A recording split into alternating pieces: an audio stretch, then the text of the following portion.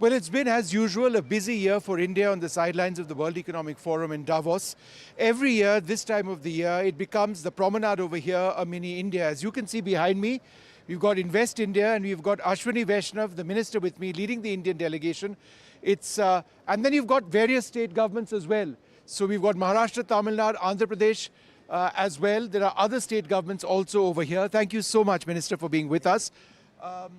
Is it larger this year than in the past, broadly speaking? I mean, and how is it going in terms of generating business or interest in India? So a couple of things. First, we have a very clearly integrated or unified pavilion this time. So all the state government pavilions are part of the India pavilion, which is very different from the previous times. And yes, of course, the space and the presence is very large. There are so many other Indian companies which are present on the promenade. If you walk across this entire length, you'll find that a large part of this is today India's presence is very clearly felt here. Second point, I would say the global financial world, the world of technology, all of them have a lot of confidence about India in terms of the policy certainty, in terms of the way our technological base is getting set up. People have a lot of confidence in our growth. People have a lot of confidence in the trajectory of our economy. Many of the things that have happened in the last few years are something which are clear testament to Prime Minister Narendra Modi ji's clarity of thought and the way he has executed the policies. So that's what people are talking about. They are showing that interest. They are showing that confidence. You also head the India AI mission. A part of that is the ethical use of AI. We have a huge concern over deep fakes. The world is talking about AI, the WEF is talking about AI. How significant is the India AI mission in defining the path we take? See, the India AI mission has three major objectives that we are going to do in this year itself. First is to create a common compute facility of 10,000 GPUs. Second is to have that very strong talent pipeline. And third is to basically focus on getting the applications in. Apart from that, we have had a very senior level committee headed by the principal scientific advisor to advise us on what should be the policy framework.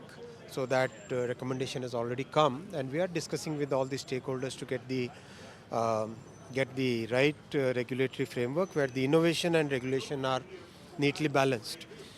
Globally, when I talk with the AI professionals, more or less there is good thinking which has gone in, which is today there is a consensus that yes, the potential of AI in solving some of the most complex problems, let's say in the case of healthcare, in case of weather, in case of logistics, in case of design, those must be tapped, and simultaneously the societal issues which are there must be addressed. So that understanding and that reckoning is very clear. What about large language models, LLMs? Do you believe that we need to do a lot more? Is that necessarily in our interest as we pursue our AI ambitions? Yes, we are working with the stakeholders on two more items which are next phase of the AI mission. Getting our own AI chip designed, and second is having our own model. And the feedback that is coming is should we have more focused models?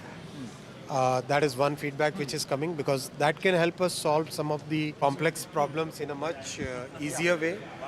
And the second feedback that we are getting is that should we have our own AI chip designed? So all these are things which we are working as the second part of our AI mission. And hopefully in the next 6 to 10 months, we'll be able to crystallize our strategy on this. The other key aspect of all of this is semiconductors and resilient supply chains. We've spoken about this last year as well, but in terms of resilient supply chains, since last year, what has actually changed in terms of fabs on the ground or proposals to build fabs on the ground? Where is India when it comes to actually building semiconductors? So we just completed the semiconductor roundtable with the senior professionals, CEOs of the semiconductor industry, and all of them expressed their huge satisfaction at the progress of the India semiconductor mission. And many of them had met Honorable Prime Minister Shri Narendra Modi ji when they came for the second edition of the SEMI. And everybody is so happy with the progress. Just 3 years back, January 2022, we had announced the semiconductor mission. And today in January of 2025, we have 5 semiconductor units where the construction is progressing so well. Many places the construction is in the final stages of their completion, and the equipment are getting installed. The gases, chemical, that ecosystem is getting installed. So this is phenomenal. So people have shown huge confidence in a semiconductor program, and now we are focusing on the next stage of it. And we should have our first Made in India chip rolled out in this year itself, in 2025 itself. Now we are looking at the next phase, where how can we get more and more equipment manufacturers, chemical manufacturers, because see, from parts per million purity, now we have to go to parts per billion purity levels.